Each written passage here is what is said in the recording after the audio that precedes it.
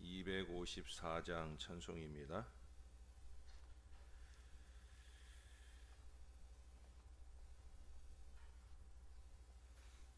내 주의 보혈은 정하고 정하다. 내 죄를 정케 하신 주 날 오라 하신다. 내가 주께로 지금 가오니 십자가의 보혈로 날 씻어 주소서. 약하고 추해도 주께로 나가면 힘 주시고 내 추함을 곧 씻어 주시네. 내가 주께로 지금 가오니 십자가의 보혈로 날 씻어 주소서. 날 오라 하심은 온전한 믿음과 또 사랑함과 평안함 다 주려 함이라. 내가 주께로 지금 가오니 십자가의 보혈로 날 씻어 주소서. 큰 죄인 복받아 살 길을 얻었네. 한없이 넓고 큰 은혜 베풀어 주소서. 내가 주께로 지금 가오니 십자가의 보혈로 날 씻어 주소서. 그 피가 맘속에 큰 증거 됩니다. 내 기도 소리 들으사 다 허락하소서. 내가 주께로 지금 가오니 십자가의 보혈로 날 씻어 주소서.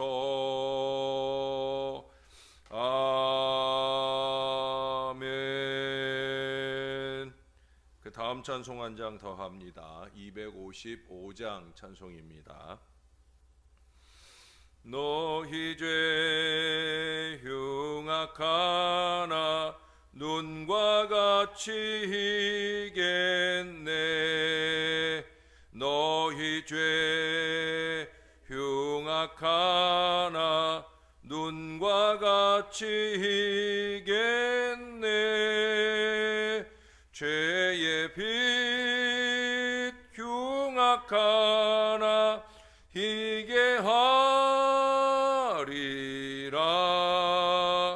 주홍빛 같은 내 죄 주홍빛 같은 내 죄 눈과 같이 희겠네.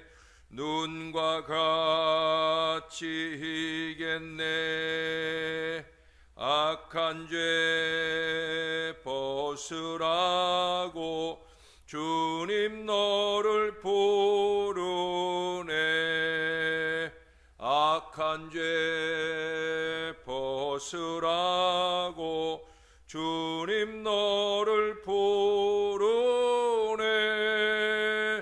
하나님 크신 사랑 한이 없어라. 악한 죄 벗으라고 악한 죄 벗으라고 주님 너를 부르네. 주님 너를 부르네. 너의 죄 사해 주사 기억 아니하시네. 너희 죄 사해 주사 기억 아니하시네. 불쌍한 사람들아 오라 하시네. 너희 죄 사해 주사 너희 죄 사해 주사 기억 아니하시네. 기억 아니하시네. 아멘. 기도하겠습니다. 좋으신 아버지, 우리가 주님 보시기에 더 아름답고 더 거룩하게 늘 살아갈 수 있도록 주의 말씀을 챙겨 듣나이다. 들은 바 이 말씀이 우리로 하여금 거룩한 회개에 이를 수 있도록 우리의 마음을 끊임없이 자극하시옵소서. 우리가 너무나 어리석게 삽니다. 게으르고 나태하게 삽니다. 이렇게 부르는 게 찬양이라고, 이렇게 부르는 게 예배라고, 이렇게 사는 게 신앙이라고, 그렇게 우리를 어리석음으로 몰아넣고 계속해서 똑같은 죄악을 반복하도록 우리를 방임하게 만들어냅니다. 사단은 끊임없이 그렇게 우리를 무지와 몽매함으로 이끌어 가려고 애씁니다. 하나님 아버지, 기왕이 어려운 더운 여름 주님 앞에 새벽을 깨우고 나왔사오니 우리로 하여금 더 거룩하게, 더 신령하게 예배할 줄 알게 하시고 하나님이 영광을 받으실 거룩한 삶으로 이 하루를 잘 살아낼 은혜가 저희 안에 넘치는 복된 시간 되게 하여 주시옵소서. 우리 주님 앞에 감사합니다. 예수님의 이름으로 기도합니다. 아멘. 예, 하나님 말씀 오늘은 이제 호세아서 마지막 장으로 가겠습니다. 호세아 14장입니다. 호세아 14장 9절까지 말씀인데요. 다 읽도록 하겠습니다. 14장. 이스라엘아, 내 하나님 여호와께로 돌아오라. 내가 불의함으로 말미암아 엎드러졌느니라. 너는 말씀을 가지고 여호와께로 돌아와서 아뢰기를, 모든 불의를 제거하시고 선한 바를 받으소서. 우리가 숫송아지를 대신하여 입술의 열매를 주께 드리리이다.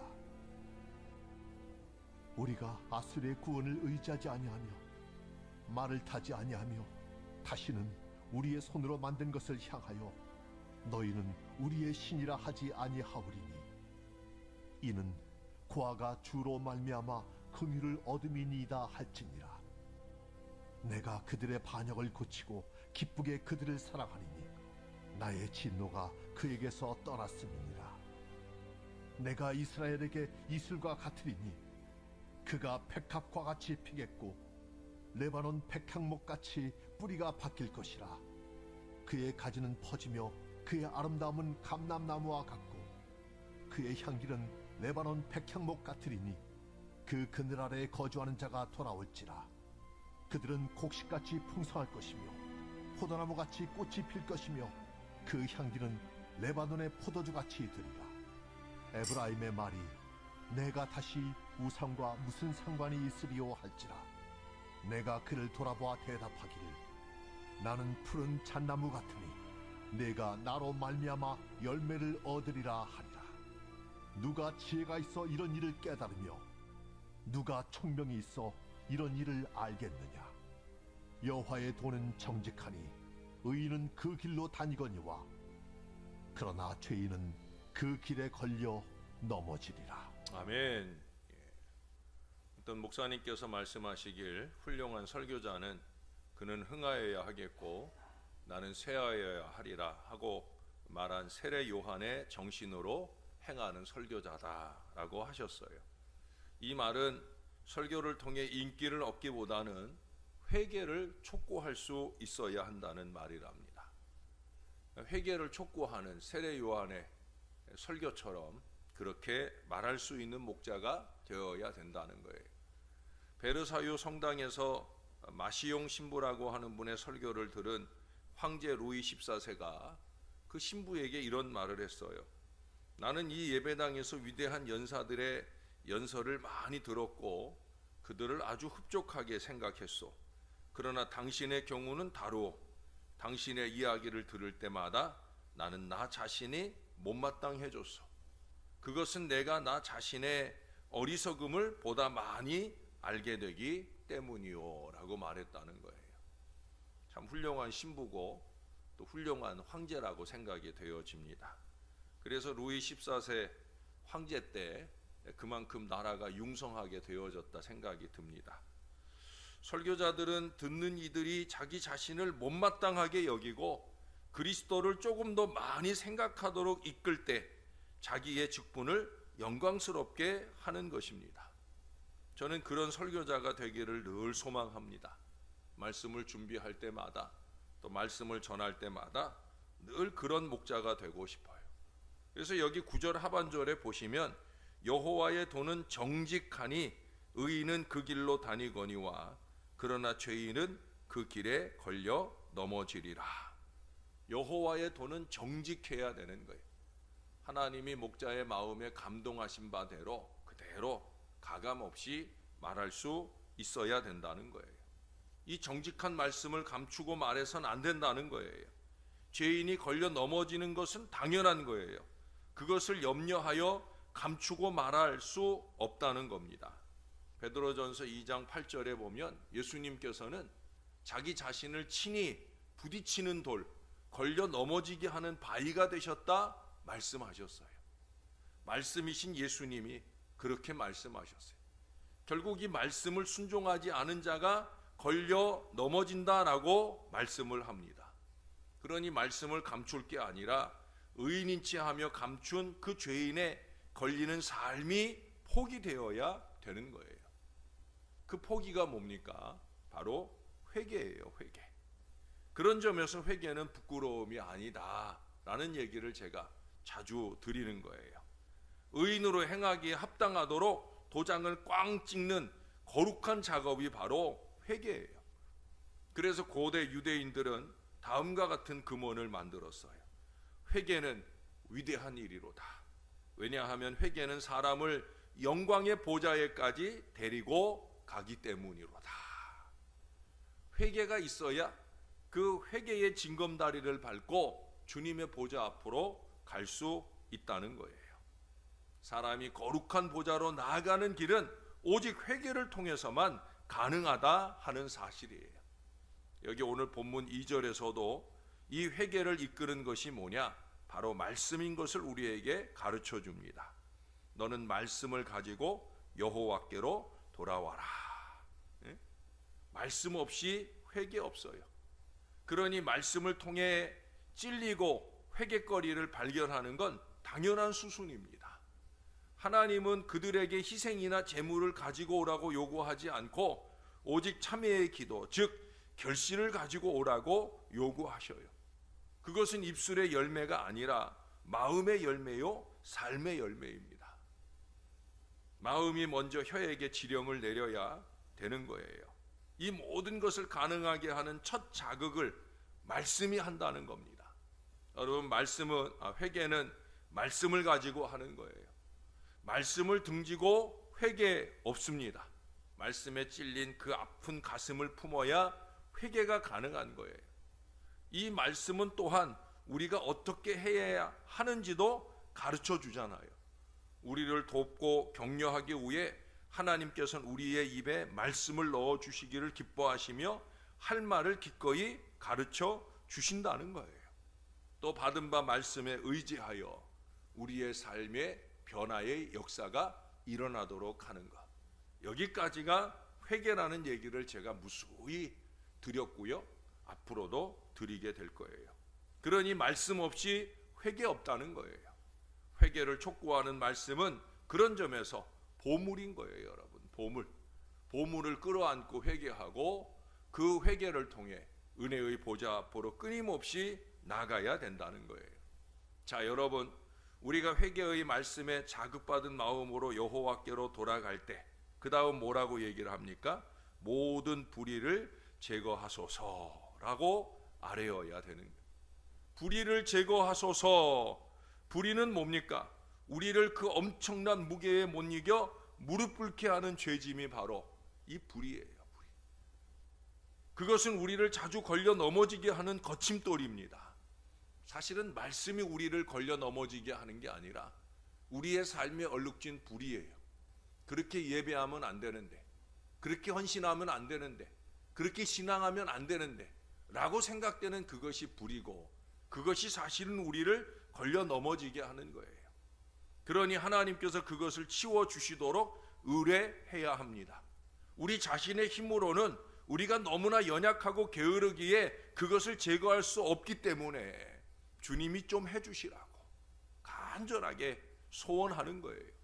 우리의 불의를 솔직하게 하나님께 아랠 때 하나님께서는 하나님의 용서를 우리에게 시작하시는 거예요.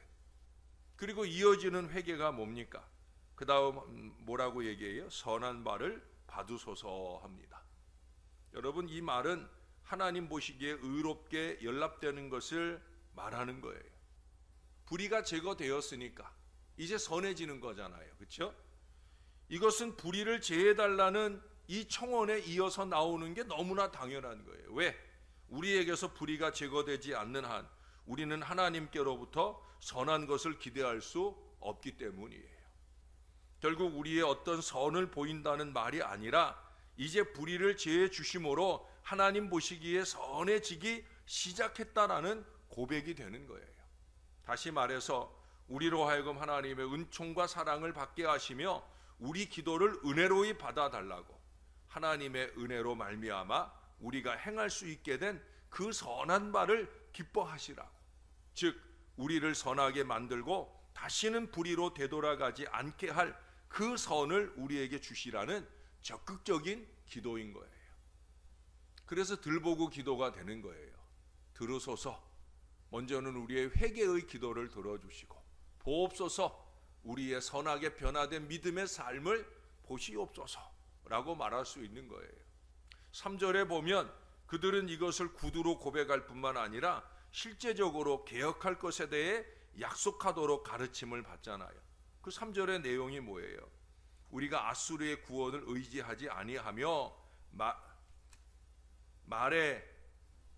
말을 타지 아니하며 다시는 우리 손으로 만든 것을 향하여 너희는 우리의 신이라 하지 아니하오리니. 삶의 결단이 나오는 거예요. 내가 잘못 살았던 삶, 잘못 살았던 신앙, 이거 이제 다 버리겠다. 삶의 변화가 나타나는 거예요. 외국 동맹군을 의지하지 않을 것이다. 아울러 하나님의 긍휼만 바라고 매달리겠다. 여러분, 이게 바로 회개예요. 삶의 변화는 없이 눈물만 찔끔 흘리고 마는 게 절대 회개 아니라 말씀드렸어요. 개선이 되어야 되지요. 변화가 이루어져야 되는 겁니다. 그러면 이 아름다운 회개에 대한 하나님의 반응이 나타나는 거예요. 거기 4절에 보시면 하나님이 그렇게 말씀하셔요. 내가 그들의 반역을 고치고 기쁘게 그들을 사랑하리니 나의 진노가 그에게서 떠났음이니라. 할렐루야. 하나님의 진노가 떠났다는 거예요. 뭐 달리 바랄 게 뭐 있어요? 여전히 하나님의 진노 중에 살면서 조금 더 하나님의 은혜가 개선되어 나타나지 않는데도 불구하고 여전히 그 어리석은 게으름, 죄악에 뭉개고 살고 있어서는 하나님이 손을 뻗치실 수가 없는 거예요. 하나님이 손이 짧아서가 아니에요. 우리가 하나님의 손을 거두게 만드는 거예요. 그러니 삶의 개선을 통해 하나님께 여전히 풍성하셨던 그 사랑이 즐겁게 증폭될 수 있도록 우리가 그렇게 살 수 있어야 된다는 거예요. 사랑하는 여러분, 하나님은 회개를 기다리셔요. 그리고 적극적으로 저 같은 사람을 통해 회개를 자극하는 그 말씀을 선포하게 하신다는 거예요. 말씀을 받고 회개하면 즉시적으로 고쳐주시고 적극적으로 사랑을 주시는 거예요. 그 다음 5절에 보세요. 내가 이스라엘에게 이슬과 같으리니 그가 백합화같이 피겠고 레바논 백향목같이 뿌리가 박힐 것이라 말씀합니다. 이 이슬이라는 건 농작물의 성장, 성숙에 없어서는 안 되는 거예요. 하나님께서 친히 그런 존재가 되어서 이스라엘의 형통과 결실의 보장이 되시겠다 말씀하고 있어요. 그 이하의 말씀이 쭉 그런 축복을 말씀해 주시잖아요. 죄를 용서해 주시는 것만도 너무 감사한 일인데 하나님은 오늘 그 이상의 축복을 약속해 주시고 계시는 거예요. 그래서 뭐 해야 되는 거예요? 회개해야 되는 거예요. 예? 여기 9절에서 말씀하잖아요. 누가 지혜가 있어 이런 일을 깨달으며 누가 총명이 있어 이런 일을 알겠느냐 하신 말씀처럼 여러분 결국 말씀의 자극을 받고 회개로 나아가는 것이 지혜요 총명입니다. 말씀의 자극을 받아도 그 말씀을 비판이나 하고 부정이나 하고 하는 것은 결코 똑똑한 게 아니에요. 신앙에 있어서는 그것이 최고의 무지입니다. 죄송하지만 자기 무덤 파고 있는 일이에요. 여러분 주변에 혹시 그런 사람이 있으면 그렇게 말씀해 주세요. 그렇게 자기 무덤 파고 있지 말라고. 우리 지난주에 요한계시록의 말씀을 보면서 그 무덤도 그냥 무덤이 아니라 영원한 무덤이 되는 것을 말씀 들었잖아요. 회개하지 않으면 생명책에서 그 이름이 지워지는 거예요. 회개하지 않으면 여러분 절대 천국 갈 수 없는 거예요. 뭐 교회를 태어날 때부터 다녔다? 그거 다 소용없는 일이에요. 하나님의 말씀 앞에 회개할 줄 모르고 말씀이 이렇느니 저렇느니 비판이나 꼽으면서 똑똑한 채 하는 거, 그거 정말 무식하고 불신앙적인 일이라는 거예요. 사랑하는 여러분, 말씀을 가지고 회개하러 나가는 지혜로운 사람, 눈물의 회개로 씨를 뿌리고 하나님의 은혜로 용서와 축복을 결실하는 총명한 사람, 그것이 바로 선한 믿음의 사람, 저와 여러분은 그런 하나님의 백성들이 다 되시기를 우리의 구주 되시는 예수님의 이름으로 간절히 축원합니다. 기도하겠습니다. 하나님 아버지, 부족한 종을 비롯해서 우리 모두가 얼마나 어리석게 삽니까? 인간이기에 늘 게을러지고 나태해지고 깜빡깜빡 주의 말씀을 잊어버린 채 끊임없이 찾아드는 사단과 사람의 유혹에 넘어가 어리석은 죄악들을 쏟아냅니다. 입술에 재갈을 먹이지 못한 채 함부로 말하고 그 이상의 행동까지 이어가며 하나님 보실 때 답답한 일이 너무나 많습니다. 신앙의 행위조차도 주님 보실 때 주님이 연락하시기 너무 부끄러운 모습으로 행할 때가 너무 많습니다. 하나님, 이것을 깨닫지 못한 채 우리가 1만 마디 말을 쏟아놓고 기도한들 그것이 다 소용없는 일인 줄을 우리가 깨달을 수 있게 하여 주옵소서. 회개해야 합니다.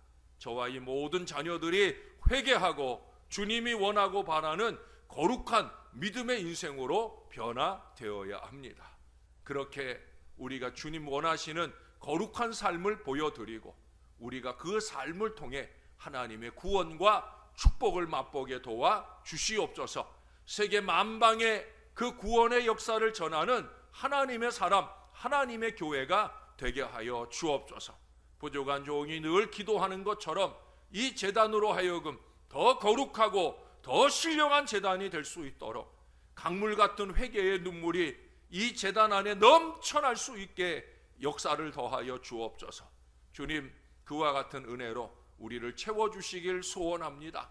오늘로부터 또 날마다 백신의 접종이 이어집니다. 한 사람 한 사람 꼭 잡아주시고 능력 있는 항체가 형성이 되어 일절 코로나19가 틈타지 않도록, 다른 사람에게 혹시 돌파되는 일이 있어도 이 주에 살아가는 백성들에게는 강력한 항체가 형성되는 역사와 은혜가 주님을 통해 나타나게 도와 주시옵소서. 우리 교회를 코로나19만 아니라 모든 죄악으로부터 지켜주시는 하나님의 은혜가 늘 넘쳐날 수 있도록 역사해 주시고, 주의 백성들과 그 자녀들의 삶에 하나님의 치유와 위로와 형통의 역사가 강력하게 나타나도록 주님이 손대 주시옵소서. 감사드립니다. 예수님 이름으로 기도합니다. 아멘.